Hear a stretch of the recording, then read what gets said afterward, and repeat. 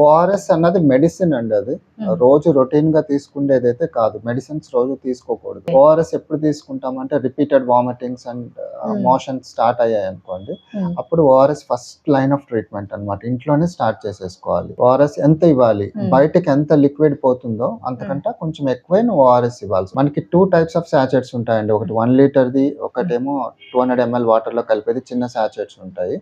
అది దాన్ని బట్టి వాడు ఇచ్చిన స్పెసిఫికేషన్స్ ప్రకారం మనం వాటర్ కలుపుకొని పెట్టుకోవాలి. కొంచెం కొంచెం తాగిపిస్తూ ఉండాలి. ఒకటేసారి తాగిపించేసేయకూడదు.